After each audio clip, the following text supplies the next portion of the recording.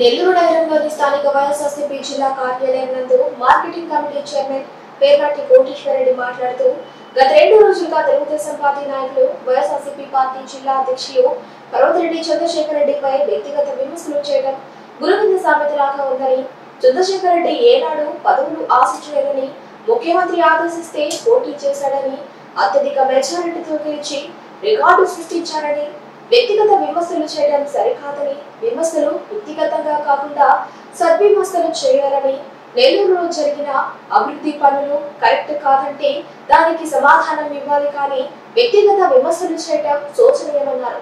ఎక్కడైనా వాస్తవాలు తెలుసుకుని సద్విమర్శలు చేయాలని హితవు పలికారు.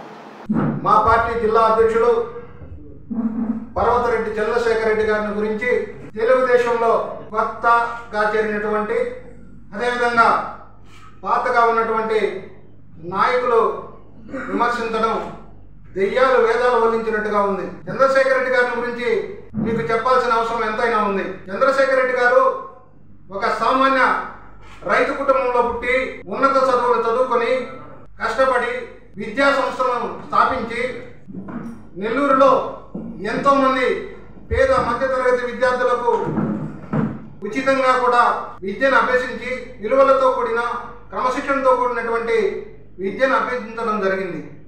ఈరోజు ఆ విద్యా సంస్థలో చదివినటువంటి అనేక మంది విద్యార్థులు డాక్టర్లుగానో, ఇంజనీర్లుగానో, సైంటిస్టులుగానో, పొలిటీషియన్స్ కూడా తయారవడం జరిగింది.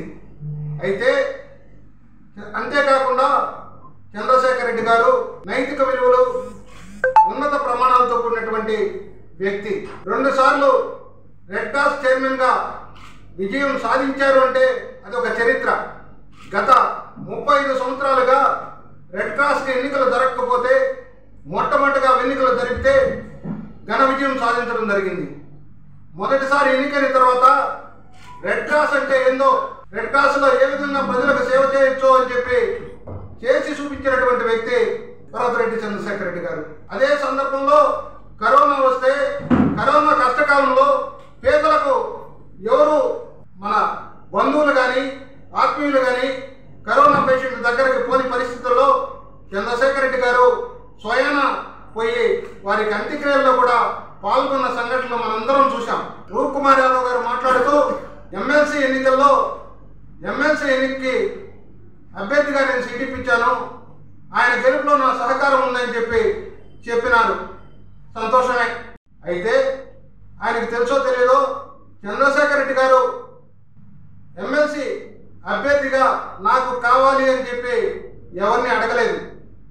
గౌరవ ముఖ్యమంత్రి జగన్మోహన్ రెడ్డి గారు అనేక మందిని చూసిన తర్వాత ఎవరైతే మనకి గెలుపుకి ఉపయోగపడతారో కరెక్ట్ అభ్యర్థి ఎవరో అని సర్వేలు జరిపిన తర్వాత నెల్లూరులో ఉన్నటువంటి పర్వతిరెడ్డి చంద్రశేఖర్ రెడ్డి గారు అయితే నిజంగా ఆయన టీచర్ ప్రొఫెషన్ నుంచి ఉన్నారు కాబట్టి ఆయనైతేనే ఉపాధ్యాయ ఎమ్మెల్సీ అభ్యర్థికి సరైన అభ్యర్థి అని చెప్పి తెలుసుకొని ఆయన నేరుగా పిలిపించి, చంద్రశేఖర్ నువ్వు ఉపాధ్యాయ ఎమ్మెల్సీ అభ్యర్థిగా పోటీ చేయాలి అని చెప్పిన వెంటనే ఆయన మరో మాట చెప్పకుండా ముఖ్యమంత్రి ఆదేశిస్తే ఏదైనా చేస్తానని చెప్పి ఆనాటి వరకు ఒక చరిత్ర. ఎప్పుడు కూడా యూటీఎఫ్ అంటే పీడీఎఫ్కి సంబంధించినటువంటి వ్యక్తి మాత్రమే ఉపాధ్యాయ ఎమ్మెల్సీ ఎన్నికల్లో గెలుపొందడం. అయినప్పటికీ కూడా గెలుపోవటం మన పక్కన పెట్టి సీఎం ఆదేశానుసారం పోటీ చేసి అత్యధిక మెజార్టీతో 1000 నుంచి మెజార్టీతో గెలుపొందడం అంటే అదొక చరిత్ర. రెడ్ క్రాస్లో ఒక చరిత్ర, ఉపాధ్యాయ ఎమ్మెల్సీ ఎన్నికల్లో మరో చరిత్ర పాటించినటువంటి వ్యక్తి చంద్రశేఖర్ రెడ్డి గారు. అయితే నిన్నటి రోజున ఒక ఆయన అన్నాడు, రూప్ కుమార్ యాదవ్ గారు, అయ్యా రూప్ కుమార్ యాదవ్ గారు, చంద్రశేఖర్ రెడ్డి గారు రాజకీయాలకు కొత్త ఉండదు కానీ ఎప్పటి నుంచో మనలాంటి వాళ్ళకి మనకన్నా పెద్దవారికి కూడా ఆయన వెనక వైపు నుండి ఆయనకి సంబంధించినటువంటి అడ్వైజ్ కూడా ఇస్తున్నట్టు వ్యక్తి చంద్రశేఖర్ రెడ్డి గారు. మీరు చెప్పారు వివేకానంద రెడ్డి మొత్తంలో ఉన్నాడు, మొన్నటిదాకా ఇంకో ఆయన మొత్తంలో ఉన్నాడు, నారాయణ మొత్తంలో ఉన్నాడు, ఇంకో దగ్గర ఉన్నాడని చెప్పి. చంద్రశేఖర్ రెడ్డి గారికి మొత్తంలో దగ్గర ఉండాల్సిన అవసరం లేదు. ఎందుకంటే భగవంతుడు ఆయనకి అన్ని రకాలుగా అన్ని సదుపాయాలు ఇచ్చాడు. అలాంటి పరిస్థితుల్లో మీరు ఒక్కసారి ఆలోచించండి. చంద్రశేఖర్ రెడ్డి గారిని వివేకానంద రెడ్డి గారు పిలిపించుకొని ఆయన యొక్క సలహాలు సూచనలు తీసుకున్నారు తప్ప ఈయన ఎప్పుడు కూడా ఎవరు మొత్తంలోకి ఆనుకొని లేరు అని చెప్పి నేను ఈ సందర్భంగా రూప్ కుమార్ యాదవ్ గారికి తెలియజేస్తున్నాను. విమర్శించేటప్పుడు వ్యక్తిగత విమర్శలకు పోవద్దు. ఏదైనా రాజకీయంగా ఏదైనా విమర్శ ఉంటే సద్విమర్శలు చేయొచ్చు, కానీ ఇలాంటి చౌకబారు విమర్శలు చేయవద్దు అని చెప్పి నేను ఈ సందర్భంగా తెలియజేస్తున్నాను. ఎందుకంటే చంద్రశేఖర్ రెడ్డి గారు అడిగింది ఏంది?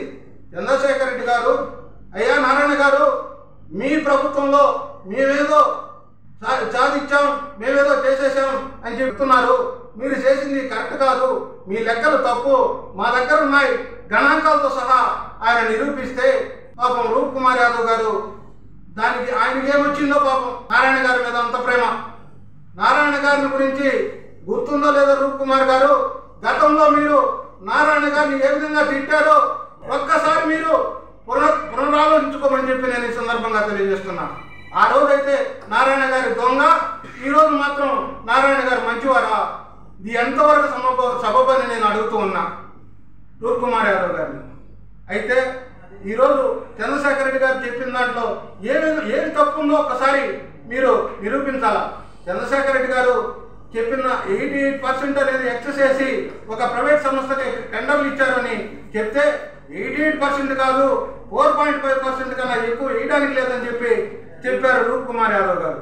ఇదో ఈ టెండర్లో జరిగినటువంటి టెండర్ 8.8% ఎక్సెస్కి టెండర్ వేసిన సంగతి మీరందరూ చూడమని చెప్పి నేను మనవి చేస్తున్నా. 8.8% ఇది వాస్తవం కాదా? ఒక్కసారి మీరు చంద్రశేఖర్ రెడ్డి గారు షిఫ్ట్ రాసుకొస్తే చదివేది మీరు చూసి చదువుకోమని చెప్పి నేను ఈ సందర్భంగా రూప్ కుమార్ యాదవ్కి తెలుపుతున్నా. అంతేకాకుండా సీనియర్ నాయకుడైనటువంటి కోటమిరెడ్డి శ్రీనివాసరెడ్డి గారు కూడా పర్వతరెడ్డి చంద్రశేఖర్ రెడ్డి గారిని విమర్శిస్తున్నారు. ఎంతవరకు ఇది వాస్తవం? చంద్రశేఖర్ రెడ్డి గారు ఎప్పుడు కూడా ఎవరికి హాని చేసినటువంటి వ్యక్తి కాదు. చంద్రశేఖర్ రెడ్డి గారు అంటే ఒక శాంతి కాముకుడు, ఎవరితోనికి వచ్చేవాళ్ళు కాదు. అలాంటి వ్యక్తిని మీరు ఏదో ముసుగులు తీస్తానంటున్నారు రూప్ కుమార్ యాదవ్ గారు. ఏం ముసుగులో తీవయ్యా? ముసుగులో అందరికీ ముసుగులు ఉన్నాయి. గురి కింద సామెత అన్నట్టుగా ప్రతి ఒక్కరి దగ్గర ముసుగులు ఉన్నాయి. ఆ ముసుగులేందో ఒకరు తీస్తే ఇంకొకరిది భగవంతుడు ఉన్నాడు, భగవంతుడు తీస్తాడు. అది గుర్తుపెట్టుకోవాలా. వ్యక్తిగత విమర్శలకు స్వస్తి పలకమని ఈ సందర్భంగా అలాంటి నాయకులకు నేను తెలియజేస్తున్నా. ఇంకో ఆయన ఇంకొక కిషోర్ అంట, జనసేన పార్టీ నాయకులు, ఆయన కూడా లెక్కలు దాల్చమని చెప్పారు. లెక్కలు ఇంకేమి లెక్కలు దాల్చాలో ఇదో లెక్కలతో సహా చంద్రశేఖర్ రెడ్డి గారు చెబుతున్నాడు. లెక్కలు ఎంతవరకు ఇప్పుడు పని పూర్తి చేశారు? ఈ రోజు వరకు బిల్లులు ఎవరు కట్టారు?